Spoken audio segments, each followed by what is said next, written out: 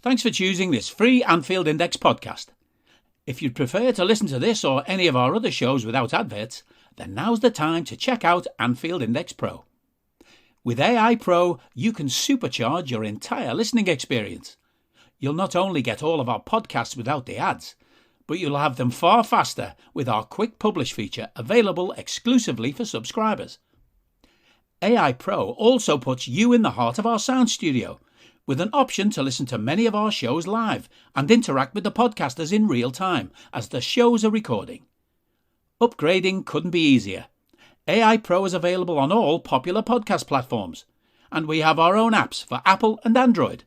Just head on over to AnfieldIndexPro.com and get started today. Hello and welcome to the Daily Red, your lunchtime catch-up on all things Liverpool FC on a Monday after about as bad a start to a Premier League season as Liverpool have had in the better part of a decade.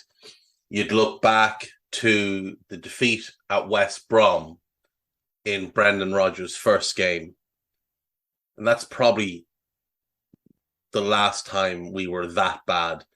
On the opening day, a 2-2 draw away to Fulham, a game in which we were outfought, a game in which we were very, very lucky to get a point. If we're all going to be honest about it, we were lucky to get a point. Fulham deserved at least the 1 point and probably three. They started out with a level of physicality that we couldn't deal with. And then they just picked on our weak links. And by weak links, I mean weak link, one of them. You're only ever as good in this game as your weakest link. And our weakest link was particularly awful on Saturday. And people will try and make excuses. People will lie and say he was the best of the midfielders. But the fact of the matter is that Jordan Henderson is no longer good enough to start for this team. The truth of it is he's never actually been good enough to start as an 8 for this team. If you look at his career at Liverpool, under Rodgers in 13-14, he had a 6-month run as an 8 where he played very well. In a different system, a different shape, a team that didn't really care about defending, that was all out attack. There was no balance to that team, and ultimately that team won nothing. His best runs under Klopp have all come at the number 6 position, the first half of the 16-17 season, and that 4-month stretch in the title-winning season where Fabinho was out and he largely played as the 6. Under Klopp, he's never impressed as an 8, not on a consistent basis. You can point to the odd game here and there, Everton away last year as an example. You can point to the one mini stretch in the 18-19 season after he'd been dropped, and then he came on against Southampton and scored, and then a big deal was made about him going to the manager and asking to play a different position.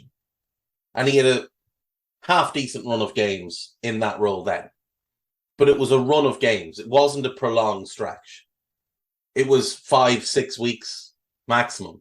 By the end of that season, he was playing poorly again. His Champions League final performance was poor. So the question that I need answered, not from Jurgen Klopp, because Jurgen Klopp is never going to tell us what he thinks one way or another. Not truthfully.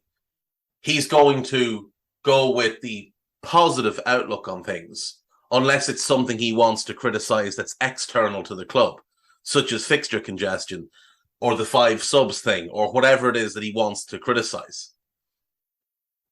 He will never tell us the full truth of an internal matter if that will paint anything about the club, be it the ownership, the players, the training ground, the stadium, whatever. He will never, ever be negative about anything to do with the club. That's just who he is. And that's fine. There's no problem with that at all. But what I need to know from the people who are adamant that we do not need a midfielder, I need to know what your starting midfield is. I need to know what you believe the best midfield 3 that Liverpool have is. Because if that trio includes Jordan Henderson as an 8, then you live in cloud cuckoo land. Because last season, he was awful. The season before, he was poor. So far this season, Community Shield and Saturday, he's been dreadful. The worst player on the pitch by a considerable margin in both games. So you're lying if you tell me he's the answer.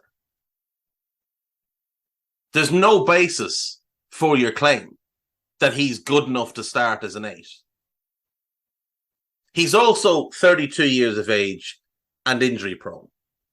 So there are 3 problems with Jordan Henderson. He's 32, he's injury prone, and he's not good enough. So who are the other options? Well, Naby Keita. Naby is good enough. Naby's the right age, but Naby is injury prone. And Naby is also better on the left of the midfield in the same way Thiago is. Now, Thiago, we know, has injury problems and is likely now to miss a spell of time. Thiago and Naby combined give us one world-class midfielder that we can rely on. The 2 of them being rotated in that left-sided role gives us that role boxed off. But it takes the 2 of them. And by doing that, it means the other one can't play on the opposite side. If Thiago starts, Naby has to be on the bench and come on around 70. If Naby starts, Thiago has to be on the bench and come on around 70. So that's 2 midfielders taken up with that position. Then there's the holding role. Fabinho's obviously fantastic, but Fab is 29. He's never played more than 30 league games for us. He missed 15 games in all competitions last season. He has injury issues.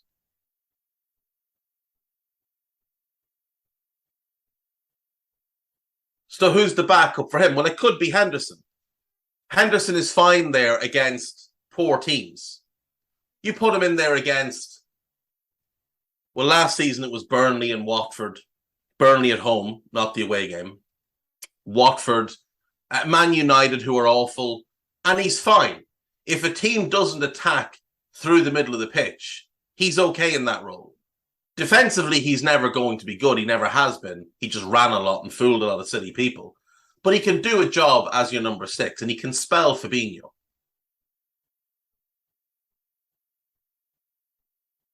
But again, that's him there. That's a different player to the one that plays as an 8. James Milner is 36, soon to be 37, hasn't been good enough to be a starter for this team in years, and has had injury problems over the last 3 seasons. So he ticks all 3 boxes. Alex Oxlade-Chamberlain, 29, hasn't been good enough to play for this team for years as a starting midfielder, and obviously an incredible history of injuries. Curtis Jones. Now, Curtis is a young player, 21 years of age, has talent, but has never, ever shown that he's good enough consistently to start for this team. That's not his fault. That's actually Klopp's fault. Because Curtis is an attack-minded player. Curtis came through the academy as a 10 or a left winger. He's not a left-sided 8 in our system. He could have been developed as the right-sided 8, but he wasn't. And that's what's caused the inconsistencies. And the best thing that could happen for Curtis is to go on loan. To go somewhere and play 25 to 30 league games as a starter, play regularly in a position that suits him, and allow him to develop. And then there's Harvey Elliott. He's 19. He had a catastrophic injury last season. Are we really placing the hopes of our season on a 19-year-old with less than 10 Premier League starts? Is that what we're doing? So it's all well and good to say, well, Liverpool have 8 midfielders, and these midfielders played X amount of minutes last season, and we almost won the league. Almost is the key word. Almost is the key word. We didn't win the league. And we didn't just lose the league by a point, because if we'd gotten 1 point more, City still would have won the league on goal difference. So throw that argument out the door. We lost the season. We lost the title. Brighton at home, Brentford away, Leicester away. You can add West Ham in if you want. I'm not having the argument that we lost the title in the games against Chelsea and Spurs and City, because they're really good teams. We lost the title, Brentford away. That's 2 points dropped. That would have won us the league. Brighton at home, 2-0 up, at home to Brighton, who couldn't score in brothels with fistfuls of tenors.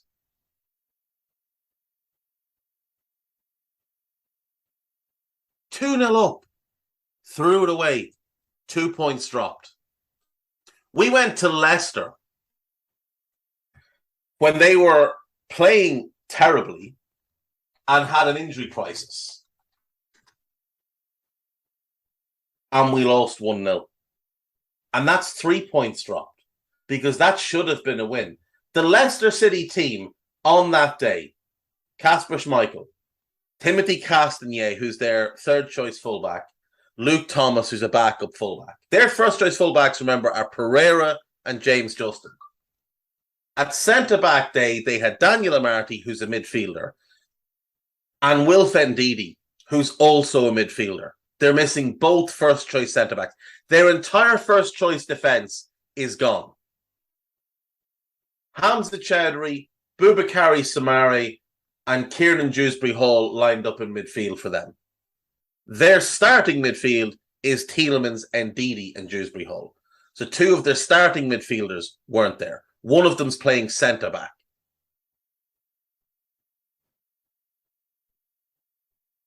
None of the first-choice defence. 2/3 of the midfield missing. They were awful on the day, and we still lost the game.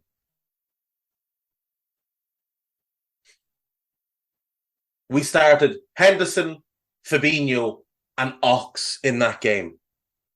The same midfield started against West Ham and was equally poor.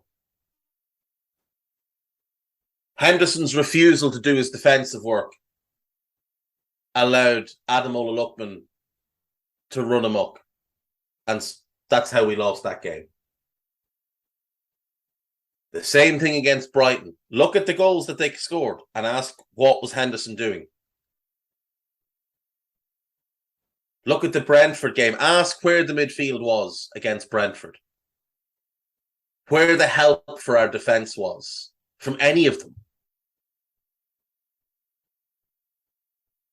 We lost the title last season on those 3 games. Like, that's 7 points. We win the league at a canter if we win those 3 games. We lost the title last season because of our midfield. We didn't lose it because Salah missed a penalty. We were only in the mix because of Salah. We didn't lose the title because Virgil took a little bit of time to get up to speed. Because we were only in the mix because of people like Virgil. We lost it because of the midfield. Because of injuries and because of players who just aren't good enough. And every single one of the 8 midfielders has a big question mark next to their name. Some because they're injured, some because they're simply not good enough, and some because they're just too young.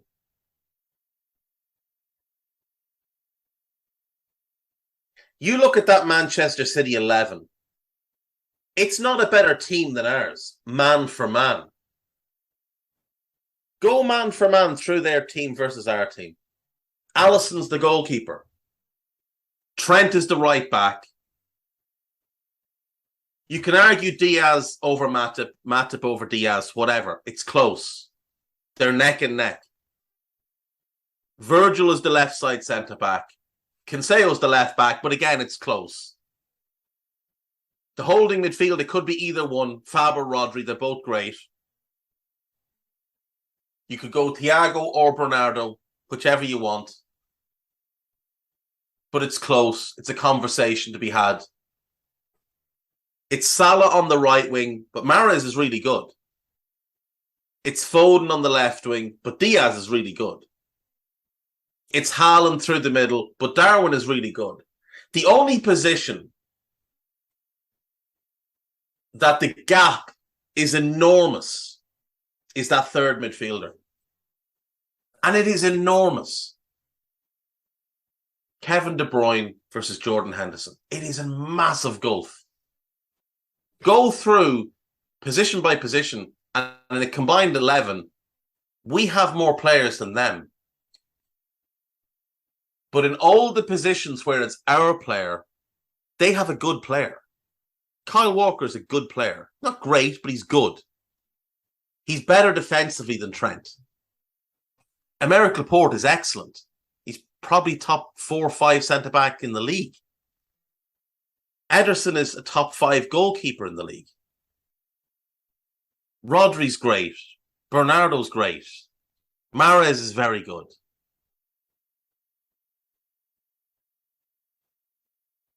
They don't actually have a weak link in their 11. And you look at what they can bring off the bench. It's Jack Grealish, £100 million footballer. Now, I'm not a huge fan, but he's clearly a good player. Calvin Phillips, a very good player. Ilkay Gundogan, a great player. They've got John Stones. Now, we've got better centre-backs, but they've got Stones and Aki, who are both fine and pretty good.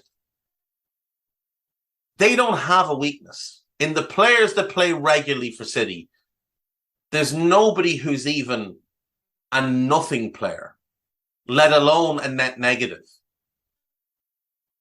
And we have a net negative. And I get that he's the captain, and I get that some people think that because he lifted trophies, that makes him a better player.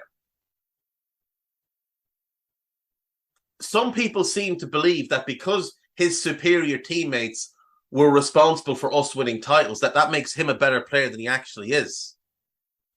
It's not the case. It's not the case at all. As an 8, he is a net negative in this team.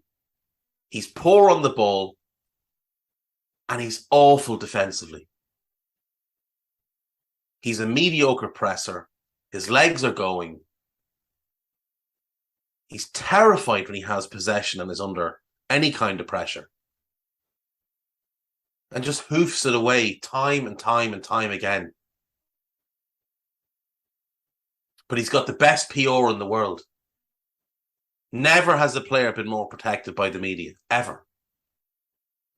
If Naby Keita turned in the performance he did on Saturday, Pearce, Lynch, Jones, King, all of them would have slandered him like they did last season after the Atletico Madrid game, which, by the way, we won and Naby scored a worldie. Henderson had 15 worse performances last year than that one awful Naby performance. And not a word was said. He was awful against City, and morons tried to claim he was an 8 and 9 out of 10. He was awful against Fulham, and other morons tried to claim he was the best of the midfielders. All because they don't want to accept what's in front of their eyes. And it's the same thing when it comes down to Liverpool don't need a midfielder. They don't want to accept that Liverpool need a midfielder because they already said last summer, no, we don't. We don't need a midfielder. And they were so arrogant about it. And then they were proven wrong. They were proven wrong when last season we clearly did need a midfielder. And all of those players, Thiago, Fab, Henderson, Milner, that play so much, they're all a year older now. They haven't gotten less injury prone. They haven't gotten any better. And some of them have gotten notably worse. But they refuse to accept or to admit that we need a midfielder. I saw it over the weekend. I saw people who have spent months slandering other fans. Oh, all you want is transfers. Openly say, I'd love to upgrade the midfield. Oh, so you agree the midfield needs to be upgraded? Just say it. Stop lying to yourself. Stop lying to everybody else. Stop blaming other players. You know what the problem is. We all know what the problem is. We know who the weak link is. And his performances are that bad, they have a knock-on effect on others. Fabinho's getting criticised for his form at the end of last season when he was exhausted having had to carry Henderson all year. Look at the knock-on effect. Trent gets slandered for his defensive work when he's always left 2v1 because Henderson won't do his job. Oh, he's not in the team to provide goals. Well, what's he in the team to do? Assists? No. Defensive work? No. Leadership? Nonsense. Nonsense. Virgil's been the on-field leader of this team for years. Just because he doesn't scream and shout and throw tantrums doesn't mean he's not the leader of the team. We saw it when Virgil was out. The lack of leadership in the team was staggering. Absolutely staggering. So come up with all the intangible nonsense you want. But the fact of the matter is that Jordan Henderson isn't good enough to play for this team anymore. Not as an 8. He's fine to fill in as a 6. He'd be fine coming off the bench for 10, 15 minutes here and there. But he's not good enough to start as an 8, and truthfully, he never has been. And while you might look at finishing second as a good season, I don't. This club exists to win league titles and European Cups. That's not what I said. That's what Bob Paisley said. It's what Bill Shankly ingrained in this club. From Shankly to Paisley to Kenny, any season that ended without Liverpool holding either a league title or a European Cup was a failure. The reason Alex Ferguson had so much success is because he took that same mindset. The reason Pep has such success is he takes that same mindset. And we need to take that mindset as well. League title or European Cup. Nothing else is good enough. Now, last season we won 2 cups, and you can make allowances for that. But stop with this, well, we almost won the quadruple. Almost. If we'd won the quadruple, I would accept your point. We didn't. And we didn't for one reason. Because we weren't good enough in midfield. We've got the best goalkeeper in the world, the best defence in the world, and one of the very best attacks in the world. Now, Fabinho and Thiago are great, but 2 men can't do the work of 3. You're only as good as your weakest link, and our weakest link is really, really weak.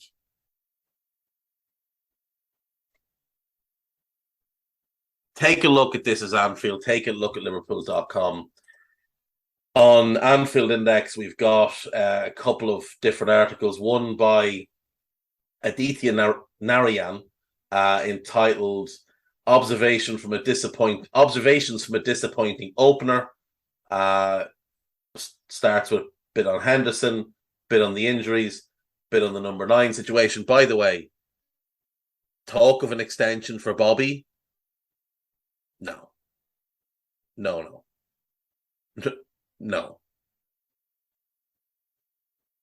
A 1-year deal, maybe. But Bobby looks properly washed. And again, if we're all being really honest about this, Bobby hasn't been very good for a while now.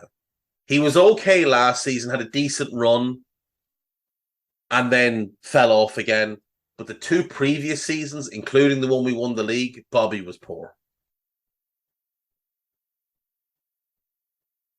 And when people talk about credit in the bank, trusting this team because they've won the European Cup and the league, this isn't the same team. Sadio's gone and Ginny's gone. Ginny was never replaced. Bobby's fallen off a cliff. Henderson leapt off that same cliff. Milner's older, significantly worse. Divock is gone. Those are key contributors who are either gone or no longer able to contribute.